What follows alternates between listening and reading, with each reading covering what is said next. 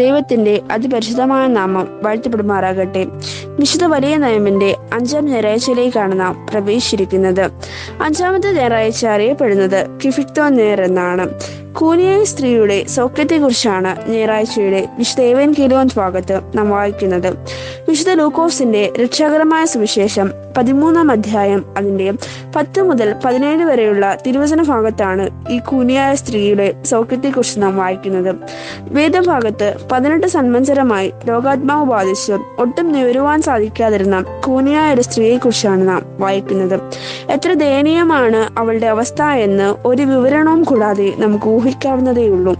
18 വർഷമായി ഈ രോഗത്തിന് അനുഭവപ്പെട്ടു പോയ ഒരു സ്ത്രീ, സഹനത്തിന്റെ തീച്ചുകളിലൂടെ നടന്നു പോയവൾ.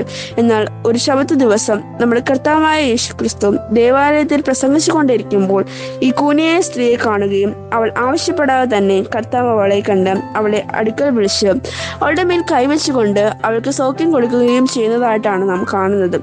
സൗഖ്യം ലഭിച്ച ഉടൻ അവൾ ദൈവത്തെ മഹത്വപ്പെടുത്തി സന്തോഷിച്ചു. ഇതും കൂടി ചേർക്കുമ്പോഴാണ് ഈ സൗഖ്യത്തിന്റെ കഥ പൂർണ്ണമാവുക. കർത്താവിൽ പ്രിയമുള്ളവരെ, നന്ദിയുള്ള മനുഷ്യരായി നാം മാറുക. ചുറ്റുപാടും പ്രകാശം പരത്തുന്നവരായി ജീവിക്കുക. ജീവിതത്തിൽ ദൈവത്തെയും ദേവാലയത്തെയും സ്നേഹിക്കുക. വചനം കേൾക്കുവാൻ ആഗ്രഹമുള്ളവരാവുക. ജീവിതത്തിൽ സൗമ്യതയുള്ളവരായി ക്ഷമയും സഹനശേഷിയുമുള്ളവരാവുക.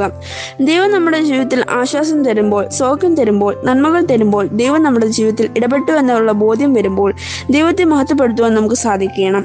കൂനിയായ സ്ത്രീ ദൈവത്തെ മഹത്വപ്പെടുത്തി തന്നെ ദൈവത്തിന് സമർപ്പിച്ചതുപോലെ നമുക്കും സാധിക്കണം. പള്ളിപ്രമാണിയെക്കുറിച്ച് നാം വേദഭാഗത്ത് കാണുന്നു. ഇടുങ്ങിയ ചിന്താഗതിയുള്ള പള്ളിപ്രമാണിയെ പോലെയാവാതെ നമ്മെ തന്നെ ശുദ്ധീകരിച്ചു ദൈവത്തെ ഹൃദയപൂർവ്വം ആരാധിച്ചും സ്തോത്രം ചെയ്തും നന്ദിയുള്ളവരായി ജീവിക്കാൻ ഈ നോയമ്പുകാലം നമുക്ക് സാധിക്കട്ടെ. ആമേൻ.